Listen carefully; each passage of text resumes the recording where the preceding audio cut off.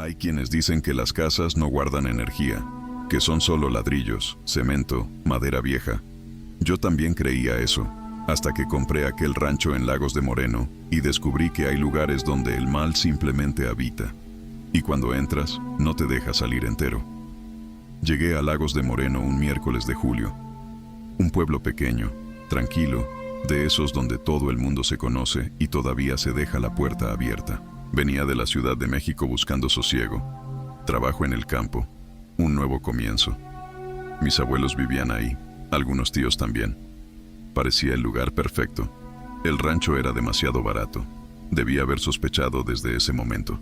Pero estaba tan emocionado con la idea de tener mi propia casa que ignoré lo obvio. Era pequeño, antiguo, al final de la calle Madero. Los dueños eran de la capital. Lo compraron y nunca lo usaron bien. Querían deshacerse de él rápido.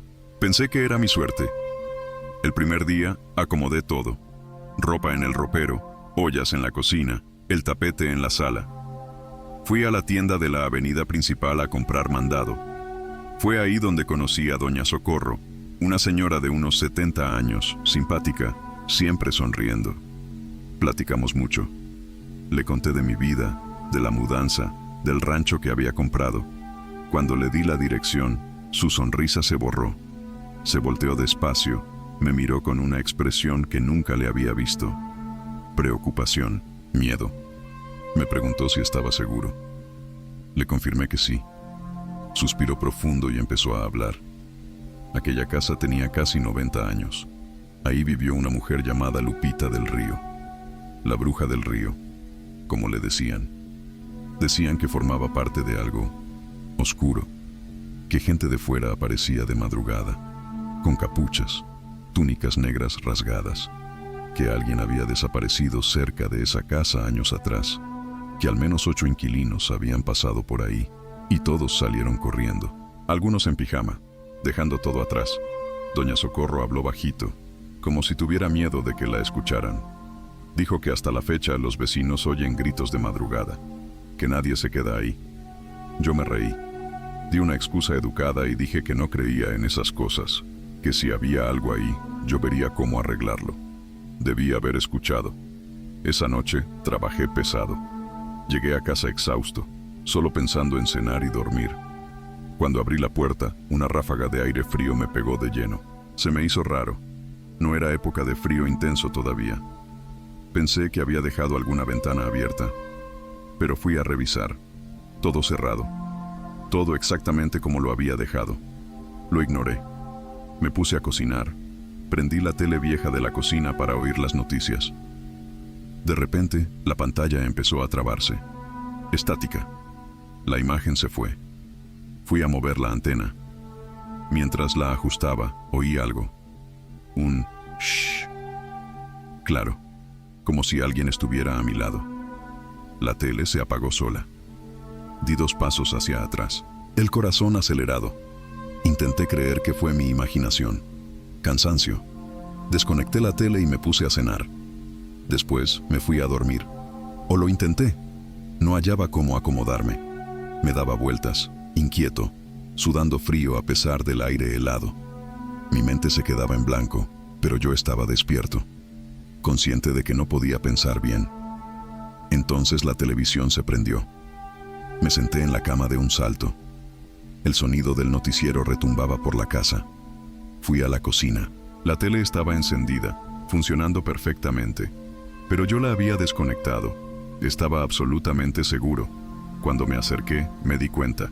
El cable estaba suelto, tirado en el piso. La tele prendida, sin estar conectada a nada. Un ruido fuerte salió del aparato. La pantalla se apagó de golpe. Corrí al cuarto. Me acosté temblando. Intenté dormir. Intenté creer que estaba soñando. Fue cuando sentí el frío. No era normal. Era un frío que dolía, que quemaba. Mi cuerpo se puso rígido. No podía moverme, ni gritar. Solo movía los ojos de un lado a otro. Parálisis del sueño, pensé. Solo eso. Pero entonces escuché susurros. Una voz. Luego 2, 3. Muchas. Una melodía baja, perturbadora, como un canto. Se hacía más fuerte, más cerca, en mi oído. Después, silencio. Y pasos, pasos descalzos, viniendo de la cocina, viniendo hacia el cuarto, lentos, constantes. Miré hacia la puerta. Solo podía ver de reojo. Los pasos se acercaban, pero no eran solo pasos. Había algo más, como si lo que fuera estuviera usando las manos también, caminando en 4 patas, como una araña. Se detuvo en la puerta. Silencio total. Entonces la vi. Una silueta. La mitad del cuerpo asomándose tras el marco. Una mujer, acechando. Entró, despacio, revelando todo el cuerpo. Era alta, muy alta, encorvada. Una cobija vieja cubriéndole el cuerpo. Brazos largos, huesudos, blancos como el hueso. Manos podridas. Cabello canoso, sucio, cubriéndole parte del rostro. Se acercó. Sentí su respiración cerca de mi oreja, fría, podrida. Empezó a hablar, palabras que no entendía. Un rezo, algo antiguo, susurrado. Y entonces, claro, tú vienes conmigo. Cerré los ojos con fuerza. Empecé a rezar. Padre nuestro, Ave María, con toda la fe que tenía. Repetí, repetí, repetí. Cuando abrí los ojos, ella se había ido. Solo quedó el olor. Tierra húmeda, podredumbre. Agarré un crucifijo y me senté en el sillón de la sala. No dormí. Esperé a que saliera el sol. Al día siguiente, mi jefe apareció. Vio mi cara y me preguntó si había dormido bien. Le conté todo. Él solo sonrió, medio apenado, y me dijo que no me preocupara por la chamba. Le hablé a mis tíos. Les pedí quedarme con ellos. No les expliqué bien. Aceptaron. Fui a la tienda a recoger unas cosas. Doña Socorro me miró con esa sonrisa que lo sabía todo, que entendía. Antes de comprar una casa, me dijo, siempre pregunta por el dueño anterior. Hoy vivo con mis tíos, duermo en paz. Puse el rancho a la venta, no quiero volver ahí, no quiero saber qué era aquello. Si era la bruja, un espanto, una aparición. Solo sé que hay lugares donde el mal vive, y que tuve suerte de salir de ahí vivo. Pero sé que una parte de mí se quedó, atrapada en esa casa, al final de la calle Madero. Si te está gustando, dale like y suscríbete para más relatos de terror. Hay cosas con las que uno aprende a convivir. Sombras, ruidos, puertas que se azotan solas. Cuando creces viendo eso, se vuelve parte de la rutina. Pero hay una diferencia entre convivir y ser atacado. Y fue en una cabaña perdida en el interior de Campeche donde aprendí. No toda energía es inofensiva. Algunas quieren destruirte. Yo estudiaba biología. Hacíamos mucho trabajo de campo. Campamentos, caminatas, recolección de datos. Me encantaba. Y nunca me había pasado nada raro en esos lugares. Hasta octubre de 2019. El viaje era a un pueblo pequeño en el interior de Campeche. 3 días, 2 noches. Nos quedaríamos en un hostal con cabañas de madera. Cuando llegamos nos dividimos en grupos. Me tocó con otras 5 chavas en una cabaña apartada. El primer día trabajamos todo el día. Volvimos de noche, sucias, cansadas, hambrientas. Todas corrieron al comedor. Yo no. Llevaba mi propia comida porque no aguanto el picante. Y la comida de allá estaba muy picosa. Así que me quedé sola en la cabaña. Aproveché para bañarme. Mientras estaba en la regadera, oí movimiento en el cuarto. Alguien tocó la puerta del baño. Me llamó por mi nombre. En un susurro. Cerré la llave. Pregunté qué pasaba. Nada. Silencio. Pregunté otra vez. Nada. Terminé de bañarme irritada. Cuando salí, el cuarto estaba solo, exactamente como lo había dejado. Lo ignoré. Me hice un lonche y me senté en la cama. De repente, sentí un frío absurdo. Me levanté a revisar la ventana, el aire acondicionado, todo cerrado, todo apagado. Preparé mi bolsa de dormir y me acosté en un rincón, entre la cama y la pared del baño. En cuanto puse la cabeza, me quedé bien dormida.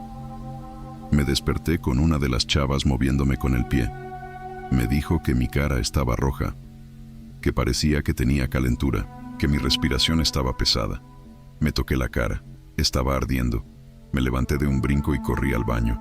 Vomité todo. Pensamos que era una infección estomacal. Regresé a la cama. Me desperté otra vez a las 3 de la mañana. Un frío intenso. No podía moverme, ni hablar, solo mover los ojos. Parálisis del sueño, pensé. Intenté relajarme. Entonces oí mi nombre, viniendo de la pared. Desde adentro de la pared, moví los ojos. Busqué de dónde venía, y lo sentí. Un dolor agudo en el estómago, como si alguien estuviera apretando mis tripas con las manos. Apretando, torciendo, aplastando. El dolor me despertó. Corrí al baño otra vez. Vomité. No recuerdo el resto de la noche. Desperté en la mañana rodeada por las chavas, todas preocupadas. Le avisaron a la maestra.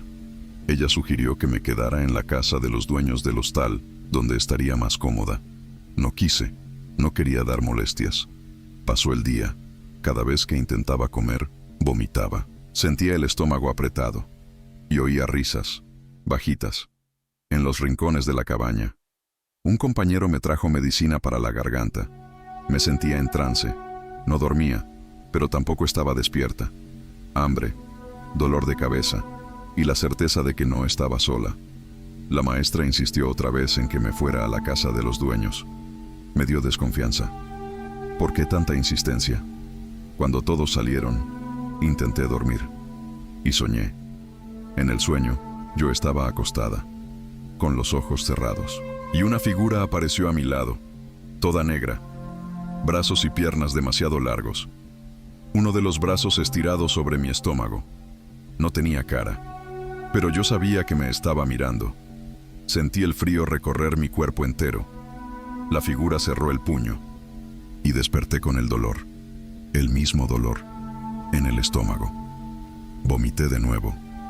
Me salí de la cabaña y esperé en la terraza hasta que todos regresaron. En la tarde, me junté con otro equipo que trabajaba cerca de las cabañas. La actividad estuvo tranquila. Pude hasta comerme una manzana.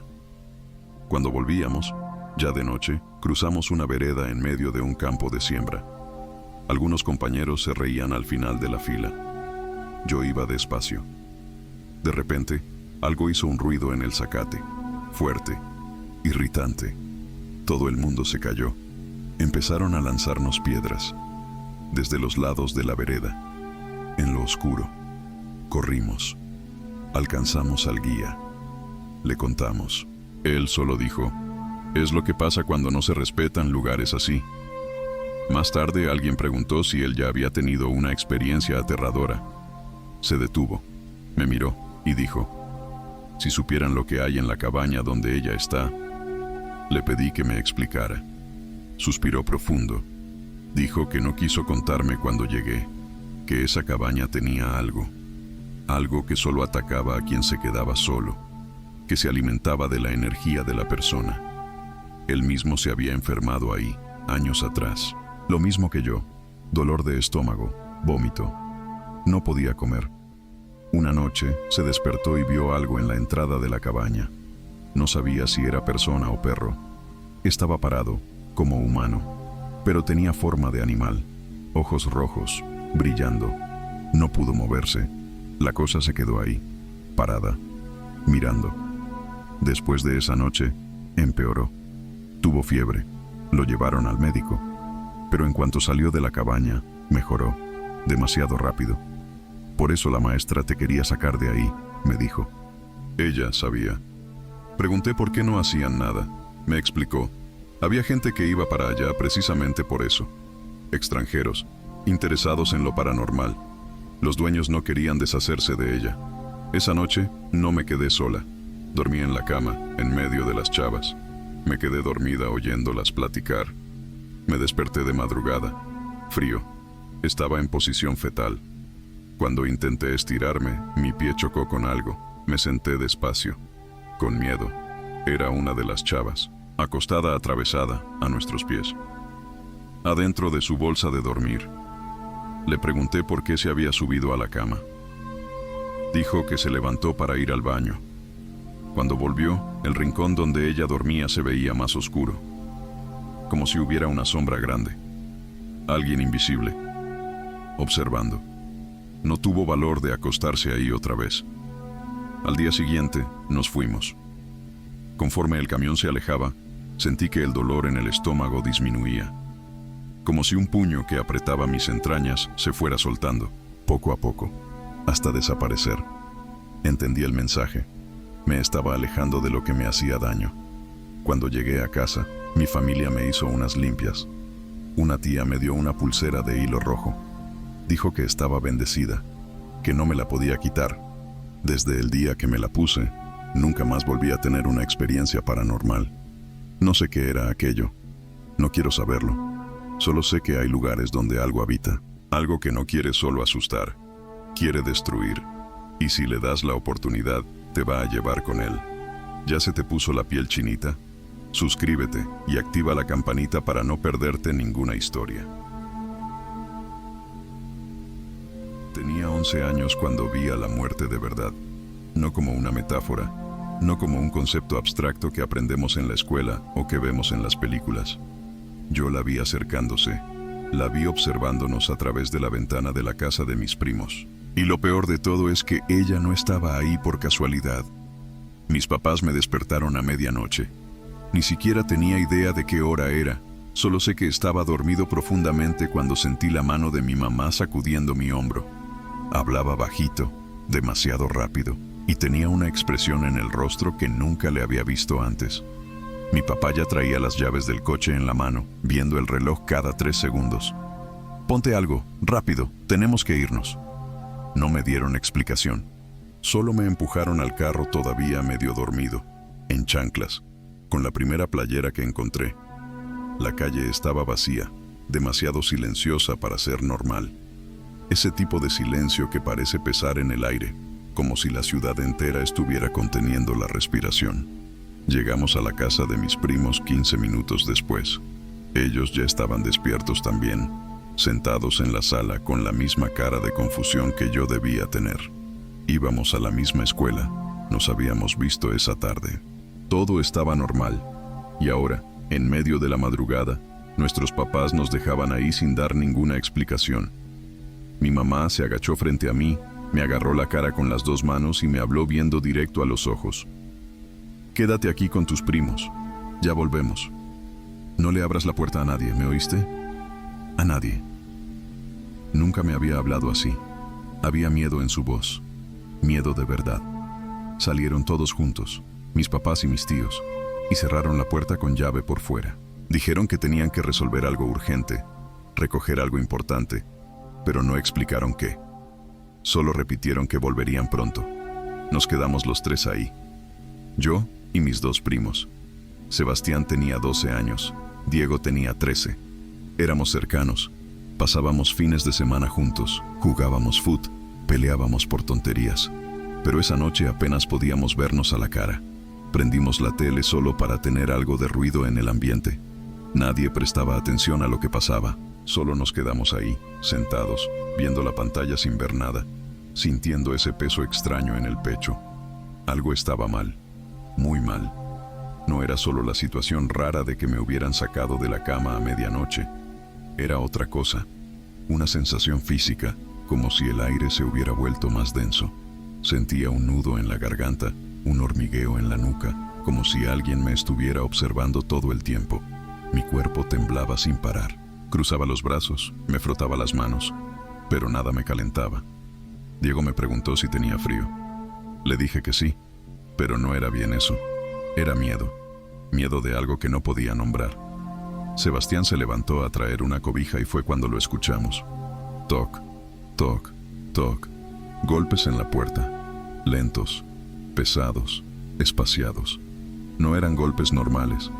No era alguien llamando, no era alguien con prisa. Era como si cada golpe hiciera eco, como si viniera de lejos pero al mismo tiempo estuviera muy cerca. Los 3 nos congelamos. Diego fue el primero en hablar, en un susurro ronco. Alguien tocó. Nos quedamos parados, en silencio absoluto, esperando, contando los segundos. Y entonces vino otra vez. Toc, toc, toc. Solo que esta vez vino de atrás, de la puerta de atrás. La casa de mis primos tenía un patio grande atrás, cercado por una barda alta de ladrillos. Para llegar a esa puerta, Quien fuera que estuviera ahí tendría que haber brincado la barda, atravesado todo el jardín en la oscuridad, sin hacer ruido, sin prender ninguna luz. Sebastián corrió hasta la ventana de la sala y se estiró para tratar de ver algo afuera. Era más alto que nosotros, alcanzaba el borde del vidrio. Se quedó ahí unos segundos, la cara pegada al cristal, los ojos bien abiertos. «No veo nada», susurró. «¿Estás seguro que fue atrás?», preguntó Diego, con la voz quebrada. Yo estaba seguro. Yo lo había escuchado, pero al mismo tiempo, una parte de mí quería creer que me lo había imaginado, que era el viento, que era una rama pegando. Cualquier cosa. Nos agachamos y miramos por debajo de la rendija de la puerta. Se alcanzaba a ver un pedacito del patio iluminado por la luz del poste de la calle. Nada se movía. «Ha de haber sido nuestra cabeza», dijo Diego, pero su voz no convencía ni a él mismo. Nos quedamos ahí parados, viendo la puerta, esperando. El silencio ahora era peor que los golpes. Era un silencio que dolía en los oídos, que nos hacía escuchar nuestro propio corazón latiendo. Fue cuando se me ocurrió la idea. «Yo le doy la vuelta por fuera», dije. «Salgo por la puerta de la cocina, corro hasta el frente y confirmo si hay alguien o no». Me vieron como si me hubiera vuelto loco. «¿Estás pendejo?», dijo Sebastián. «¿Y si hay alguien?». «Si hay, regreso corriendo. Ustedes dejan la puerta abierta para mí». No sé de dónde saqué valor para decir eso. Tal vez porque en ese momento ya me estaba empezando a convencer de que no había nada, que era todo impresión, que estábamos asustados de a gratis. Además, mis primos estaban medio pasados de peso en esa época. Yo estaba más flaco, más rápido. Tenía sentido que fuera yo. Les costó aceptarlo, pero al final estuvieron de acuerdo. Sebastián le quitó el seguro a la puerta de la cocina, que daba al patio lateral. Diego se quedó sosteniendo la manija, listo para jalarme de vuelta si yo gritaba. Salí. El aire afuera estaba helado, más helado de lo normal. Lo sentía en la piel, en la nariz, en los pulmones. Cada paso que daba en el pasto hacía un ruido que parecía demasiado fuerte. Volteaba para todos lados, tratando de ver algo en la oscuridad. La luz del poste apenas alcanzaba el fondo del patio. La mayor parte estaba hundida en sombras. Di unos pasos más. Mi corazón latía tan fuerte que pensé que iba a explotar. Solo necesitaba rodear la casa, ver si había alguien al frente y regresar corriendo. Simple. Fue cuando la vi. Había alguien en la ventana. Una figura parada, completamente inmóvil, viendo hacia adentro de la casa. Todo mi cuerpo se congeló. Era una mujer. Estaba de espaldas a mí, pero sabía que era una mujer por la silueta, por la forma en que el cuerpo se curvaba ligeramente hacia adelante, como si estuviera espiando. Traía puesto algo negro. No era un vestido común. Era como si fueran tiras, listones largos y oscuros que le salían de la parte de arriba de la cabeza y le cubrían todo el cuerpo, arrastrándose en el suelo. Se veía pesado, se veía mal. No podía moverme, no podía respirar bien. Y entonces volteó la cabeza, despacio, muy despacio, y me vio. No sé cómo explicar lo que vi. Hasta hoy, cuando cierro los ojos, lo vuelvo a ver. No era una cara, era una calavera, huesos expuestos, huecos donde debían estar los ojos, pedazos de piel estirada pegados aquí y allá como si se estuvieran pudriendo, soltándose, la boca abierta en una sonrisa imposible, demasiado ancha, con dientes chuecos y manchados. Pero lo peor no fue la apariencia, fue la mirada. Ella me vio. Sentí cuando me vio, y en ese momento supe que eso no era humano.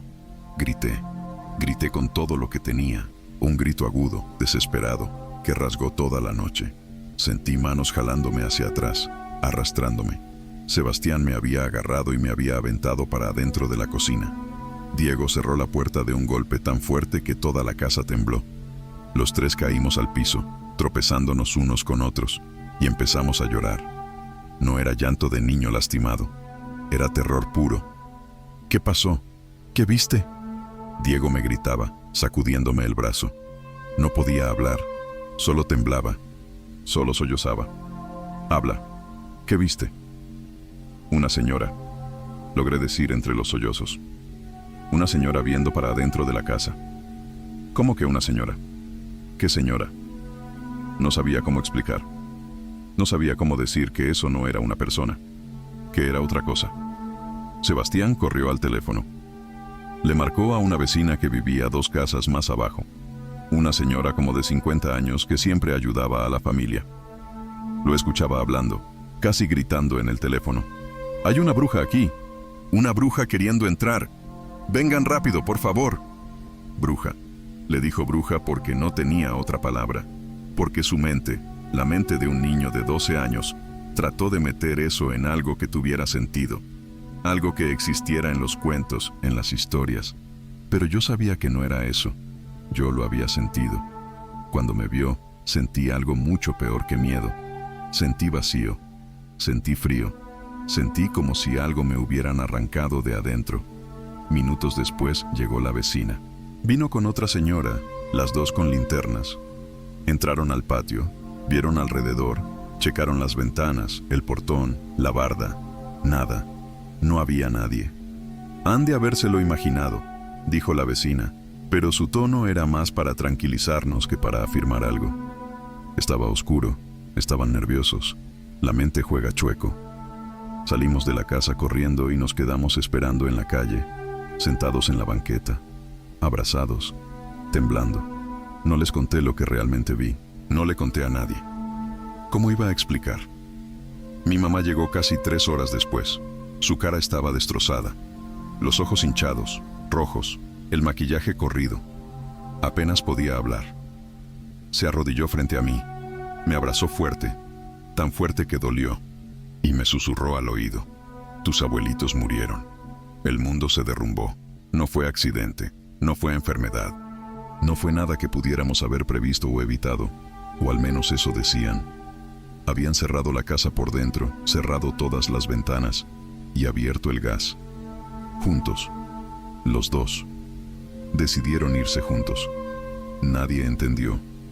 Nadie vio señales. Se habían alejado de la familia en los últimos meses, eso sí, pero nada que indicara esto. Nada que tuviera sentido. Recuerdo los días siguientes como una neblina. Velorio, entierro, gente llorando, gente en silencio. Recuerdo la culpa que todos cargaban. La sensación de que pudimos haber hecho algo, dicho algo, notado algo, pero nadie lo hizo. Y ellos se fueron. Me tomó años poder juntar las piezas para entender lo que vi esa noche. No fue coincidencia. Esa figura no estaba ahí por casualidad. Estaba esperando.